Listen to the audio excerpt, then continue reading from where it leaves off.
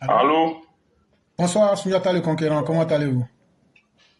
Oui, bonsoir, chef Bekara. Je vais très bien chez vous. Dieu merci, tout va pour le mieux.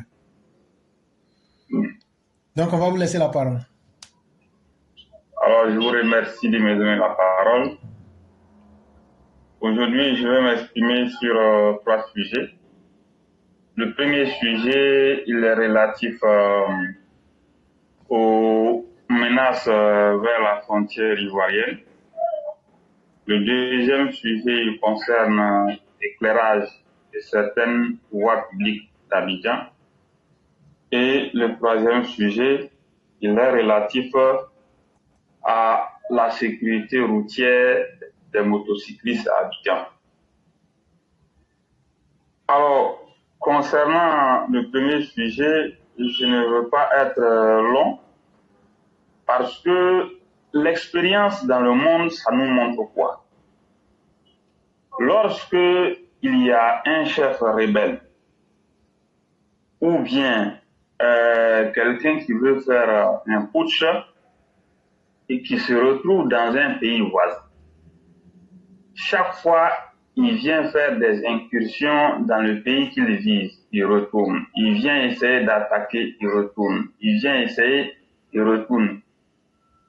Et lorsque le pays qui est toujours victime de ces incursions ou ces agressions ne fait pas des gestes beaucoup plus durs ou bien ne pose pas des actes décisifs, vers la fin, on se rend compte que ce pays-là, finalement, il est attaqué, il est agressé et il est envahi parfois et il y a la déstabilisation.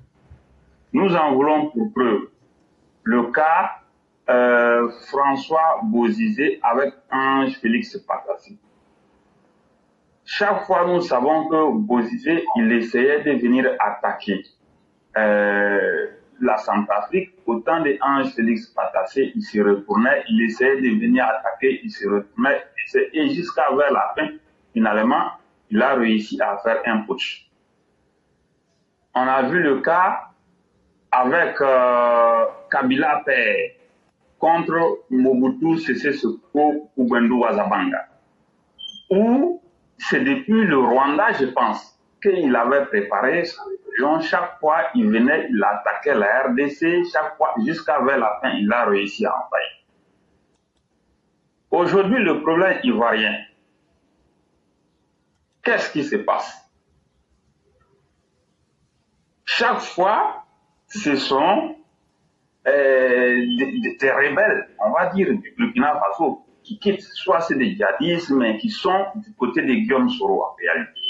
Et Ibrahim à la gueule femme. Chaque fois, ce sont des rebelles qui quittent là-bas au Burkina qui veulent essayer quelque chose. Le 27 mars, ils ont essayé quelque chose, on les a neutralisés. Récemment, ils ont voulu essayer quelque chose encore, ils ont depuis 2020, ils essayent. Vous voyez? Donc, aujourd'hui, où on est arrivé là, moi, personnellement, je veux vous dire que je suis très remonté, je suis fâché. La Côte d'Ivoire ne peut pas accepter. S'il faut qu'on viole les droits internationaux, on va les violer. Mais si on reste dans ces positions-là, toujours sur la défensive, là, moi, je vous dis, ça ne va pas nous arranger. Ce sera l'une des choses. Soit les soldats burkinabés vont envahir la Côte d'Ivoire, ou bien les soldats européens vont envahir le Burkina. Ça, sera l'une des situations. On ne va pas rester là à tourner encore. Moi, personnellement, j'avais du mal à le dire, mais moi, mon souhait, c'est que la Côte d'Ivoire envahisse le sud du Burkina. J'ai du mal très souvent à le dire, mais ça n'est de trop. Il faut que je le dise. On ne va pas accepter. Je vous le dis, si on reste dans cette situation, un jour vous allez venir me dire, on va tous regretter. La meilleure manière, on ne va pas rester dans ça. On ne va pas rester dans ça. Moi, personnellement, j'en ai ras-le-bol. On ne va pas rester là à attendre. S'il faut qu'on viole le droit international, là, on va le violer. Ce qui va arriver, ça va arriver. Si on y prend garde, là, c'est dans ça là on va rester. Un bon matin, vous allez apprendre des choses qui ne sont pas bien. C'est prouvé. À chaque moment, ils viennent faire des incursions. Mais qu'est-ce qu'on attend? Qu'est-ce qu'on attend? Actuellement, là, vous pensez qu'il y a quelque chose qui est encore caché? Moi, je vous ai dit, on veut ou on ne veut pas là. Cette guerre-là, elle aura d'une manière ou d'une autre. On ne va pas rester dans ça. Chaque fois, ils sont en train d'essayer combien de fois. On ne peut pas être là en train d'accepter chaque fois qu'ils viennent essayer et puis on va repousser. Pourquoi? Du moment où je l'ai essayé 1, 2, 3 fois même là, nous sommes en situation de légitime défense de faire ce qu'on veut. Moi, je vous l'ai dit, je ne veux pas accepter que ma vie soit menacée ou bien mise en danger. Je ne peux pas accepter ça. Ça fait combien de fois? Tous les jours, c'est les mêmes choses. On est là, on attend. Pourquoi c'est toujours la Côte d'Ivoire qui doit se jouer et les excellents, les bons, et on va. Pourquoi?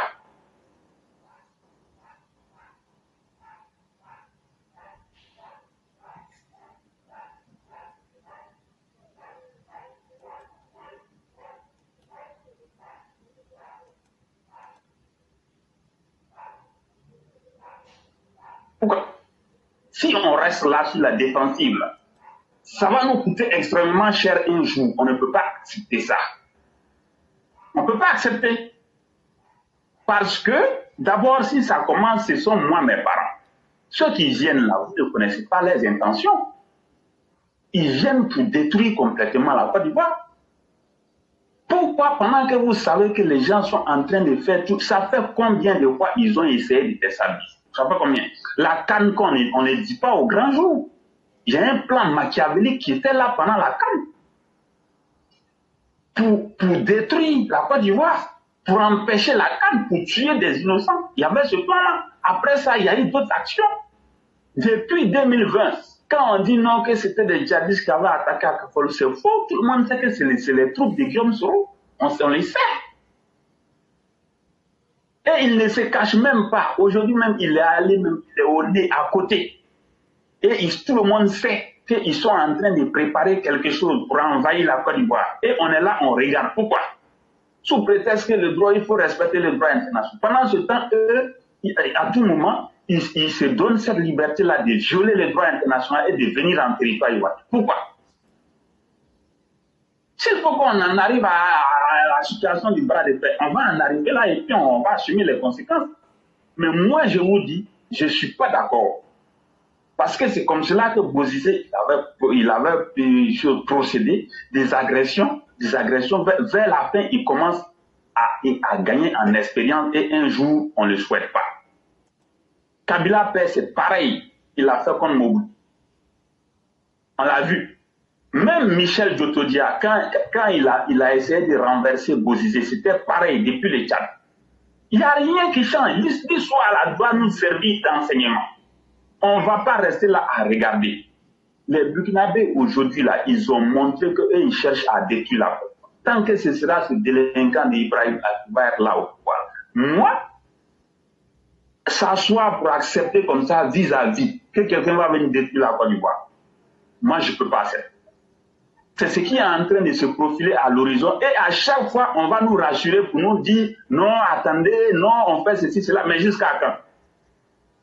C'est des gens qui viennent attaquer, qui gagnent en expérience. On ne peut pas accepter ça.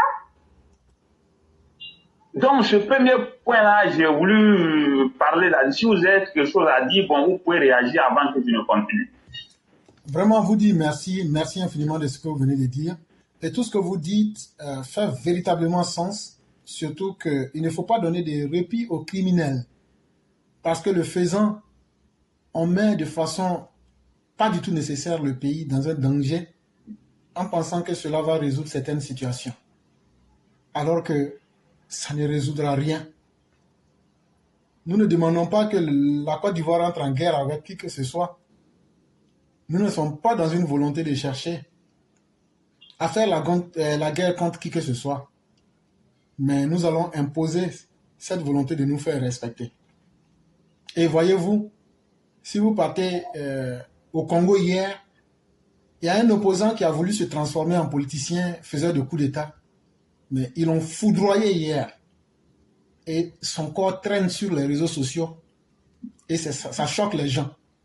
Des fois, il faut choquer sérieusement. Et c'est comme ça que le corps des politiciens qui sont en train de chercher à créer cette... C'est comme ça que vos corps vont traîner sur les réseaux sociaux. Apprêtez-vous. Ce que vous êtes en train de faire là, vous jouez les coursiers pour faire un coup d'état. C'est comme ça vos corps vont traîner. Allez bien, RDC, allez regarder le corps de Malanga sur, ou je ne sais pas comment il s'appelait là, allez regarder son corps là-bas. Mais dire que non, un politicien, il est tellement important que lui ne mérite pas de mourir, mais lui, il a le droit de mettre les autres à la mort. Sachez que dès qu'il aura un premier coup d'attaque contre la Côte d'Ivoire, considérez que vous, là, vos vies vont prendre fin ce jour-là. Il n'y aura pas de France ou mais de quoi que ce soit. On va tout faire pour que vous payiez de façon concrète les conséquences de vos méfaits. Et si vous nous entendez très bien, sachez qu'on est plus déterminés que vous. Parce qu'on en a marre. Non seulement vous ne valez rien, non seulement vos différents passages à la tête de l'État ont été des fiascos flagrants, mais vous embêtez inutilement le peuple. Mais à un certain moment, si votre effroi est sans fin, nous on va préférer que vous ayez une fin effroyable. Et donc là, l'exemple est en face de vous, mais vous serez les prochains. C'est ce que je voulais ajouter. Sinon, moi, je dis, on ne peut pas accepter. Il faut que les gens regardent bien dans l'histoire tout ce qui s'est passé. Tous ceux qui ont fait des coups d'État à partir de certains pays voisins, comment ils ont procédé. Il faut que les...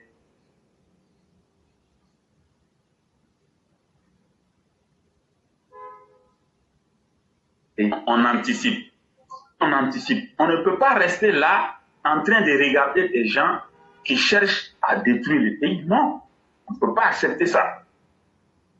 Rester là à attendre à tout moment que ces délinquants-là, ils viennent nous attaquer avant de réagir. Moi, je pense que c'en est de trop.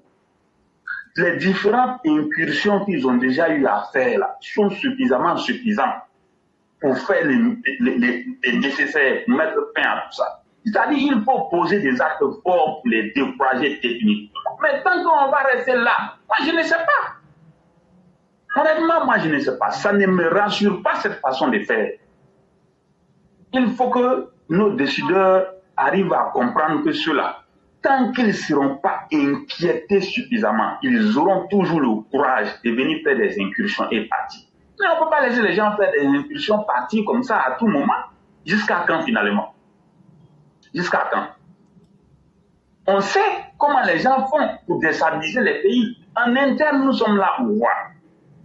La vie est chère, la dette est élevée, le pays est pauvre, il y a trop de problèmes, on souffre. Mais attends, tout ça là. Et en plus de ça, on est en train de préparer des soldats pour venir attaquer la Côte d'Ivoire à partir du Mali. Et les gens veulent que on se tranquillise pour dire non, tout va bien. Mais avant qu'ils vont réagir là, il faut que nous-mêmes on passe à l'action. On ne va pas accepter ça. Moi, je pense qu'il faut que vraiment, aujourd'hui, là, il n'y a rien qui est caché. C'est des régimes, tout ce qui les intéresse, là, c'est de détruire la Côte d'Ivoire. Tout le monde sait ça. Donc, moi, je pense que il ne faut pas qu'on donne le temps à ces gens-là de faire quoi. Il ne faut pas qu'on leur donne le temps. Hein. Si on reste là à toujours regarder, moi, je ne suis pas d'accord qu'on soit toujours là en interne, en train de réagir au moment où ça passe. Pourquoi c'est nous, on doit toujours réagir au moment où ça passe? C'est la même chose, on voit au niveau de la communication. Toujours, c'est quand des délinquants vont dire des choses, c'est en ce moment, on va courir dans tous les sens. C'est l'opposition maintenant qui va dicter ça. Vers la fin, on risque de se faire entraîner dans cette spirale-là. Et je pense qu'il faut que ça s'arrête. Il faut que ça s'arrête. Les gens, ils se sont donné les moyens de détruire notre pays. Donc, face à cela, il nous revient d'agir très fermement pour les décourager. Tout ce qui peut être fait pour mettre la Côte d'Ivoire à l'abri, c'est ce qu'on va faire. Il faut repousser le mal très loin. Mais laisser les gens venir rôder à côté des frontières, là, franchement, moi, c'est quelque chose que je ne peux plus accepter. Si les gens ils pensent que c'est la meilleure stratégie là, mais là, moi, personnellement, je ne peux plus accepter. Voilà. Maintenant, concernant l'éclairage public, il faut dire qu'il y a certaines voies d'Abidjan où la nuit l'éclairage public fait défaut. Plus précisément, quand vous prenez du côté de Atekoubé, la voie qui passe en dessous là, du 4e pont pour aller vers la carénage jusque vers le plateau là. Cette voie du carénage jusqu'à pour aller rejoindre le pont au Fouet Bailly, c'est le pont qui est en face de la présidence. Il faut dire qu'il y a plusieurs endroits où l'éclairage n'est pas du tout au top. Voilà. Il y a plusieurs endroits comme ça, donc je pense qu'il faut éclairer cette zone. Et en plus de cela, je pense que cette voie aussi, normalement, sa réhabilitation est prévue. Parce que bon, quand même, la voie est un peu dégradée et aussi il y a quelques trous. Donc je pense qu'il va falloir penser à fermer ces nids de poules là pour faciliter la circulation. Maintenant, si on prend aussi la nouvelle autoroute du côté de Yopougon, la zone industrielle de Yopougon jusqu'à Ndotré, voilà, cette nouvelle autoroute-là, c'est-à-dire depuis le pôle pénal pénitentiaire, en passant par la zone industrielle jusqu'à Ndotré, la nouvelle autoroute, il y a des endroits aussi où il y a un problème d'éclairage. Donc, il est important que les services compétents pensent à éclairer cette zone-là également. Maintenant, le dernier point, ça concerne la sécurité routière. Parce que tel que vous voyez les choses, de plus en plus à Abidjan, les motocyclistes sont vraiment trop imprudents. Ils roulent en sens inverse, ils ne respectent pas les feux tricolores, ils ne respectent pas le code de la route, beaucoup de fois il y a des accidents. Donc il est important que la police, la gendarmerie et l'OSER aussi fassent des campagnes de sécurité routière à l'endroit des motocyclistes. Parce qu'il y a trop d'accidents, il y a trop d'imprudence. Donc il faut que ce problème-là soit... Il faut penser à résoudre tous ces problèmes. Auquel cas, on risque de ne pas s'en sortir à l'avenir. Parce qu'il y a vraiment trop de motos à Abidjan. Les gens roulent, ils ne respectent rien. Ils n'ont pas de casque souvent ils n'ont pas d'équipement, ils roulent en sens inverse. Donc, c'est tous ces problèmes-là qu'il faut chercher à résoudre. Voilà. Donc, voici ce que je voudrais dire. Si vous avez quelque chose à ajouter, je vous... Simplement vous dire merci de vous soucier du quotidien des Ivoiriens. Merci de révéler ces problèmes-là pour que ceux qui sont nos décideurs puissent en tenir compte et puissent aussi aider à favoriser la vie aux uns aux autres. Vraiment, merci de toujours toucher ces facteurs qui sont très essentiels, le bien-être des uns et des autres. Et nous devons continuer à penser à cela. L'homme mérite de vivre dans un environnement respectable. Merci infiniment pour tout le travail que vous faites. Et comme vous êtes la toute dernière personne, c'est à vous que nous allons donner la conclusion pour que vous puissiez mettre fin au direct du jour. Donc, on va vous permettre de faire la conclusion en vous disant merci infiniment et souhaiter une excellente soirée aux uns aux autres. Vraiment, merci beaucoup et vous avez la conclusion. Alors, je vous remercie beaucoup, je remercie les auditeurs, je remercie tous ceux qui nous écoutent. Actuellement, en Côte d'Ivoire, nous disons que le pays va bien parce que il y a la paix, il y a la sécurité, il y a la stabilité, il y a la libre circulation, et puis les gens arrivent à partir au travail.